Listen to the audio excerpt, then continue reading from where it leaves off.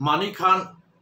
Siok Revival Speaker Puke Long Ngai Oma Sarmon Kha Karon Da Karon React Vetik Tiang Kangai Hova Chen Khat Khan Ti Lampang Hiram Ti Zeu Tia Inti Wangin Tun Truma Poyan Sarmon Lampang Ngai Khak Le Thain Ka Ria Tin Angai Te Pukin Kei Tun Lai Chu Puke Long Ngai Oma Thu Soi Ngai Khak Nom Zol Hi Ka Ti Chu Wang Chon Tun Truma Poyan USA Azin Truma Puke Ngai Oma Thu Soi Khak Ngai Thanga vai chung ka ngai thalonga athu soi tron tina ti tiang athu ma te ngai thalovin thupuya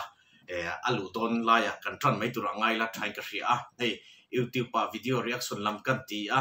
thane min lo ngai pui thina ti tu te min rol fil thin ti ka ria in chunga long thu ka soi ni puke ngai oma thu soi USA azuk jing tuma mi ngai thak sun som halang let isuan eng sumo kan sirang ka te khu hon nang deu kan pastor senior in min han du sakta ka chuan kan fa ya ta na poimo tu rei si lo tu ra chuan thupuan bung thum chang khat thu chau hi en thuak tai la ti chuan kar le lama po du le kan zir chun zo manga pathian thu kan chiaranga thupuan bung thum chang khat so we kan share mai nge pathian thui ngai thlang tin sardis ko han ho tir ko hne na chuan heti hian zia gro pathian tharau passari le arsi passari ne yakhan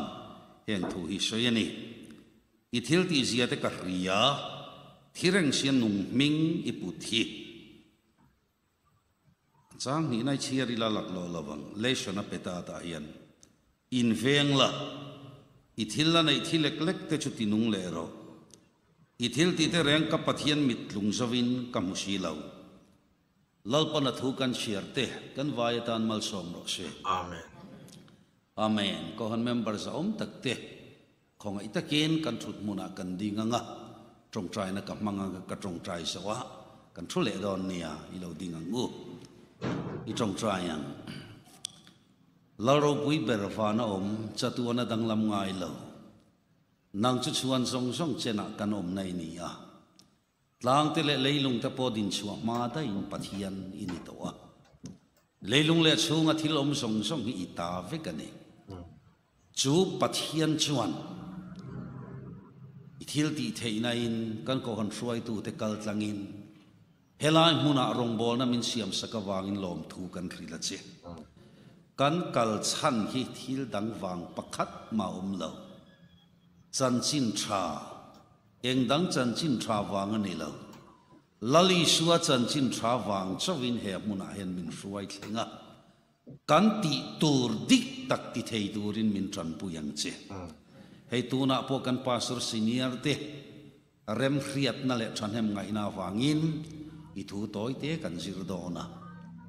khongai takin nang man min baptist sakang se engkim I ro puina tur ni sela Isua mingin I khongai nai ne na kan di le amen amen I thuang u hey theo le jin bula thu soi chu a ha dam le su wala tun tum kan kem tura po kan pastor ten min puitlat don hi anuam le mayani ti chuan tun tum kan han zir tur po hi ei sardis ti hi mi so trong ani lawa tu na kan ko han members tak te sharp trong thiam viau maula zir lo chuan hai chu mi so trong ani chi lo sharp trong ani lo tlat mai ni nimena hai ke pe chu mal som na na sa ta kadonga ketrei pi panin dora min suai lu ta phone thade mai te min presena ti chon min valei puya sunga te chuan ai kan veng hi in van ro pui tak zo na thak si sharp trong in thiam zia te ka ti sharp palien pui mai hian dora lo nga ka anan betak tak tu sharp po han ti ngai na khevak lo kan ka ria an thiam le mai Allah ngai tai te puai mai chu thil han sei vel hima an de a thiam a thu soi ngai khak an lo ngoi ngai ka ria thil dang ngai tu man lo hian a thu soi ngai thatu te min pok tai thiam thina ni soi thiam ka ti pathian mal som se ro se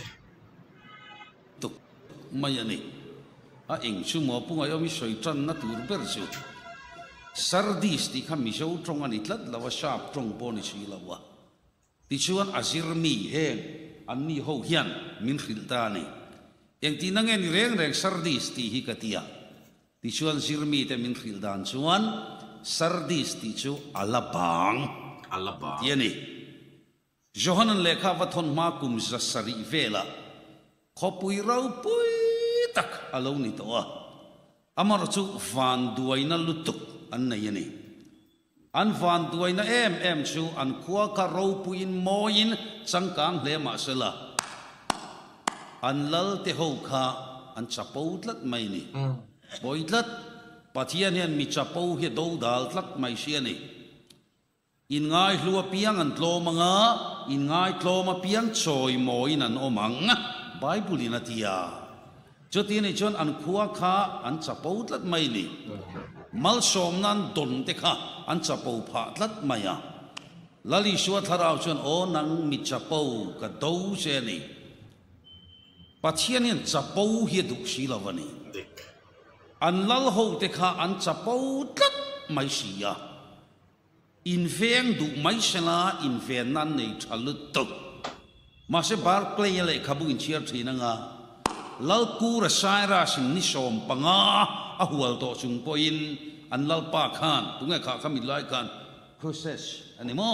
cruces khan ka che thei lo eng ang poin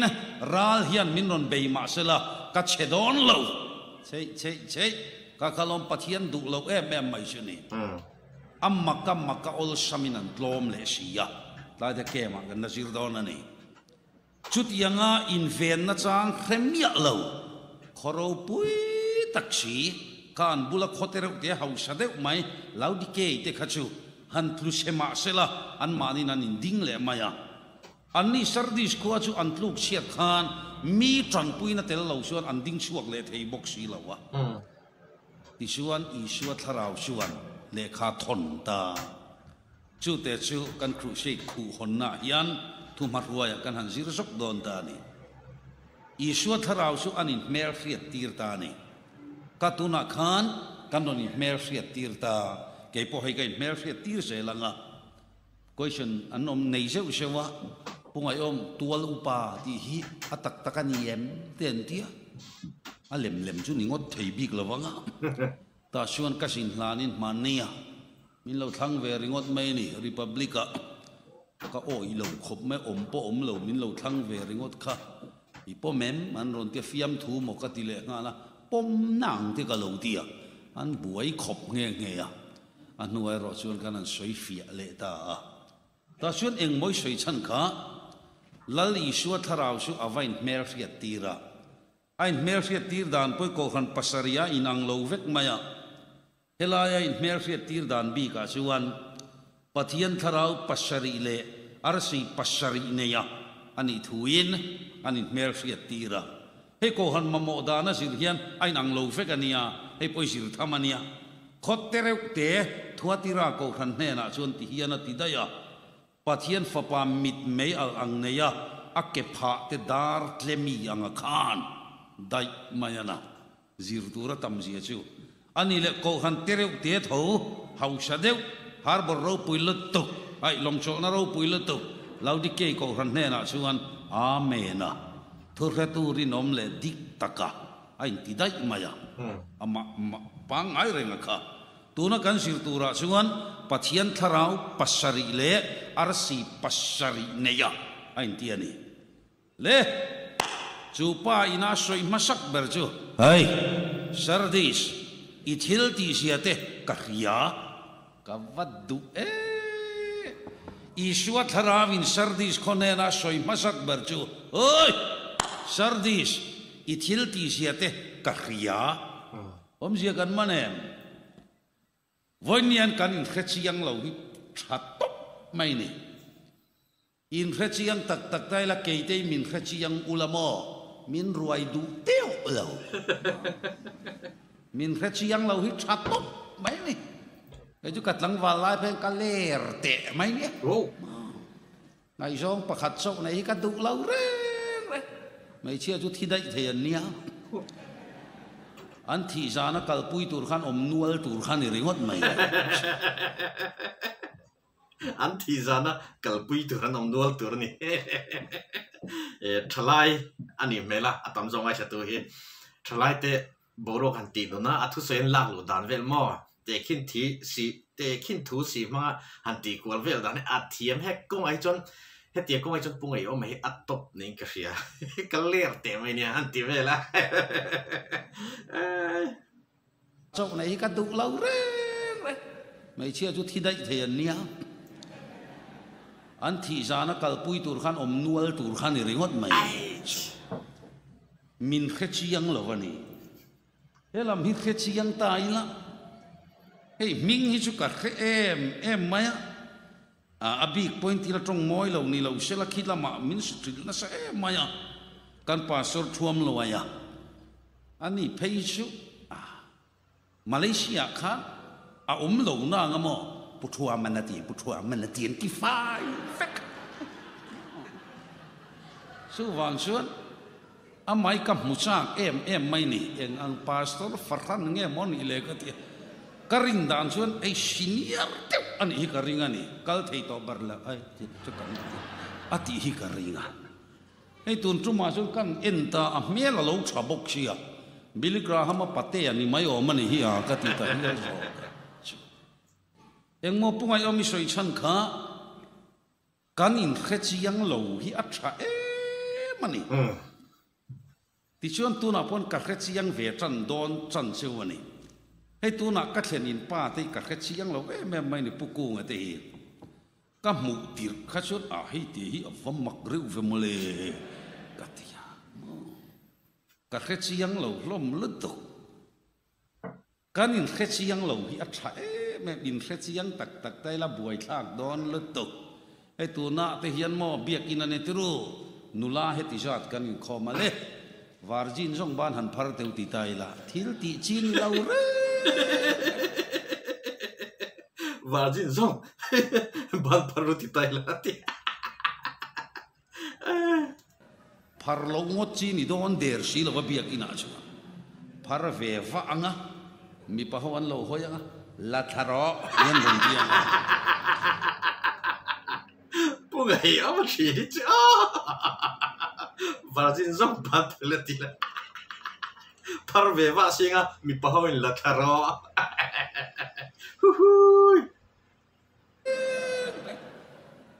phar lo ngot chi ni don der si lo biak ina chu phar ve va anga mi pa hoan lo hoyanga la tharo yan ron dia nga a ho ve kang ti lau om deu mai ani mo kanin khechi yang lo hi a thalut to mo ei tu na te hian revival ko han kan niam kanin bi zelanga nu ho si nga te hian zo na thang nu tam tak te hi lam reng chung sia mi rel khat deu te hian omania ati karin lel deu kan kok mai lo na mia kok ngot tai la thil ti chi khan si lo wanga ti ro kan in khechi yang lo te at cha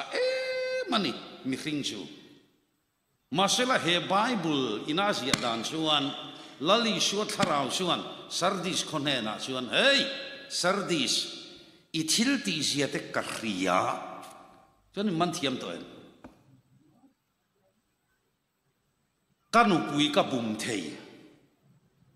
i pasal i bum thei tuna phai chon ei bar song kan nia kan ei bar son dan hi jing lama pa tho kan i chuan anu pui chu san lama chu anga yanga tiru chunga te chon eng tin nge kan om kan in khevek mi alo in ring lel deu in omen lali shuat tharau suan sardis khone na soi chu ai i thil ti sia te ka ria pathian thu oi tan chon athamuan thak top mai ani aman engkima min ria atitlat maya lali shuat tharau hian min mu tuna hian kan pastor senior te pani hi kabum thei an pani ni hian kabum thei maro chu bum thei mi alo ka nei ani Pathian kakabum thei lo reng reng. Adik. Thil sual ti ka chak mia lo van ni mia lo. Chak chang ka nga ro bui. Hau sak te hi mo ka chak ro bui. Mi te nei zong zong ai tam hi nei la. Ma ro chunga tinge sual khati chak chang ka nga lo tu. Hey amak je speaker te kan mel chiat te lu nan hi. Hey ke phai ju su zuar vok ni mai om ta ki kan ni. Ka mel hi thalovania. Ma se ka mel chiat ti vak chu siam tu ten za oma. Amal te te ju na moi lo bik po ni lawa. Ain rem khom hi kai me lo ni hi ka ti. Engi soi chan kha pungai om. Ti chung hian mo min ngai zong hin lo om ve thin nia. Pa ka ni tian khreng sia. Mo ai mani kan rong bol nan nu phei khat. Ai min lau zia le min zuam sia khamo. Soi po re om masin. Akor ngong te kha ai azavani. Kun selang chuan mo aku palang theina rinoman. Pungai awan tri chứ akor ngong sao kun sil ku pelang tek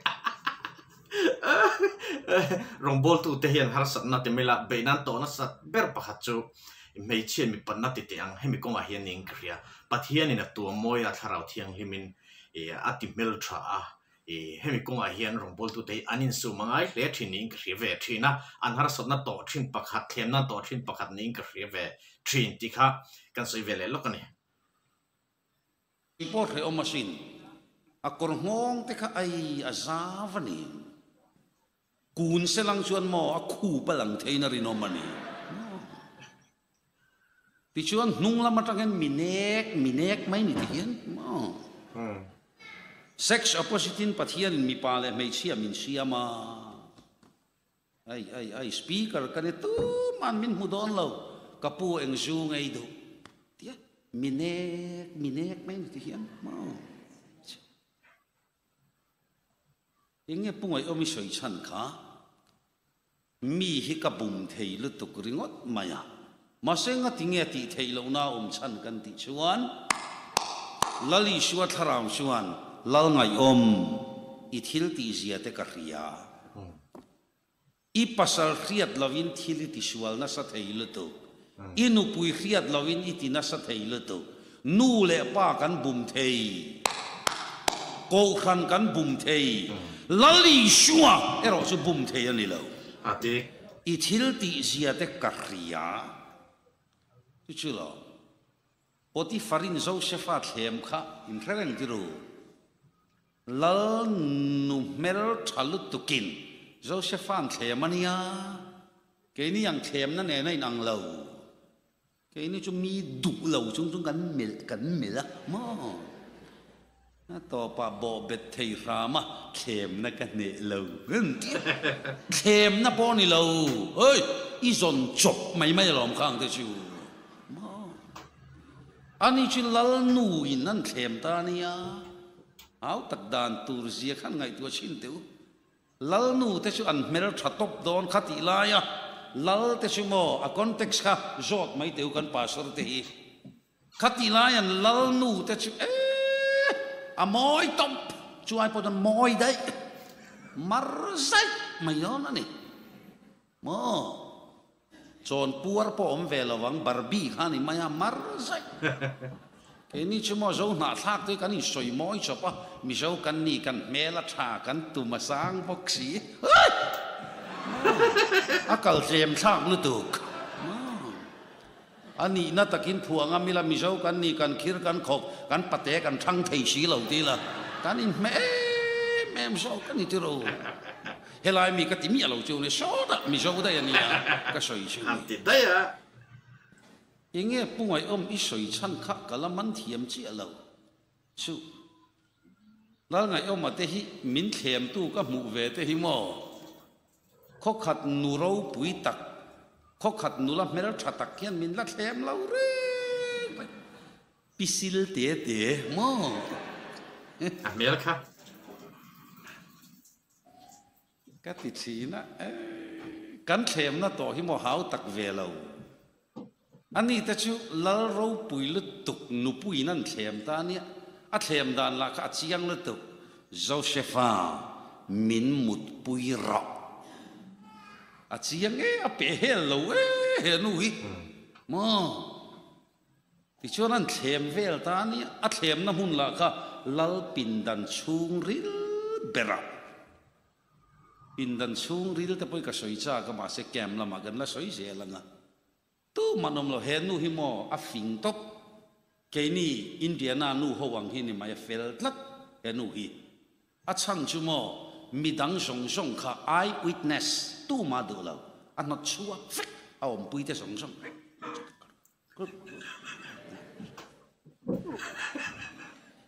tu man om lo pin dan chung rila an thlem ta ni kan Mizoram sinot meu poina choi moi na kan pe pulal kheranan soi phei chu a khachiang khop pulal khera hi an bula om ve moti mai tur ani a khriat chian zia chu pulal khera chuan mo he nu hian hemi tum hian mut koraron ha ati a revek mut koraron ha ati lo amalam pakhat ma kil reu chi lawadi aron pen full phei pop pop mai ati lo suta Josepha chun enta zote Josepha min mut pui ro Josepha kam mi padik takania thi sen thatak ani vedona api kha it om vedon luto Josepha min mut pui ro Zofa te singa international speaker kan nei reverend van lo nga ka paro pui lutok inan soi ve peichu ani poina khachiang khop bunga kanan soya boti fari chuan Josepha mu chuan ai sum theilova atilo avajuana ati a tham bor mati Josepha min mut puiro Josepha min mut puiro ati pom nok mayati amaro chu khata khan enga tinge Josepha khan eng thunge soika kapi epin dana hian kan pani chowin kan oma moi titlat lalpa mit chu mun tina oma kalalpa mit muwa thil ka ti sual theilavani aman engkima min khria e achang chon ke ngei poimo ka adona mi ti turin bible chang ka buai puya lalpa mit chu mun tina om ti ka ngai tu suala dai kal te ka zak tat mai ni lalpa mit chu mun tina om kan mi thiam te kan zot thina le lin na tur dang pu ngai oma om chuang lo anti boxia lalpa mit chu mun tina om chu wang chang a khachiang lu tuk davida buai lu tuk khan sa enge do phua ta ka o lalpa I tharau ne na ta hi khonge ka tlan bowang nang chon ka thu min muwa ka ding min muwa ka kal min mu boxia jing thazarin tuifin ria jala wa thok dai maila ta chuan nangi lo om sia sheola mutna siam maila ta po chuan I lo om le boxia o pathian I tharau ne na tai khonge ka tlan bowang kan pathian mu lawa hian eng ma ti theilo inu pui na mu lo che ma se lal pana mu che I pasali na mu lo che lal pana mu che kan mi khing pui bum thei ma ila lali shua abum theilo amen chu chuan rovarel le don Ethiopia mi hangina vuna ti danglamin keitein asia thup theyem ni leile van lalber ma kan zia kan thup don lo rorel turina local le dona kan omdan zong hi lalpana revek ithil ti zia te ka ria sardis adot le thireng sian nung ming iputhi kalai na top rechiang lu tukha a thireng sia nung angalan the ta tuma Ishwa tharavina dulau hey khati kate ber chu biak ina muhil dei kate ber biak ina muhil hi mo muhil anga oman du mi alo kha kapi muhil ilan ken ti sevat mai ni tikhan tu lo reng ani muhil anga lan khan du mi alo ma sen muhil siani ka tim zinga pakhat thi kola si pa thu ka soya ma ta gai na thu amu hil ka su mu ni ka su au ta e khai kha ma te amu hil ania ka su tia ani na ngina lang ngam lo wa mu thu om lo te wat ron hoi chawa hallelujah ron ti ringot ma ya mi puyan nui dur mai ni tun rong kan su bol le po khanan upa te an lo la krevek khong e hallelujah te kha an lo tia akal du to lo reng reng khu khu kuan eng moi pungai omi soi kha athi reng sian nung angalan phe ta tuma i suana du lo ilum suan lum la i vo chuan vot tro chiang to em chu wang suan piang thar kor ha ho nuk chat nia lak sak le mai tu jang nge omang ma juin reng si in lo angalan tum tlat mo ngai tu chin teu KTP active member ni si nula mai fai deu loi dum thlir vung vung chin i thil ti sia te ka ria enga tinge thireng sia nung mingi putlat mai chule o i shua tharavi na ti ani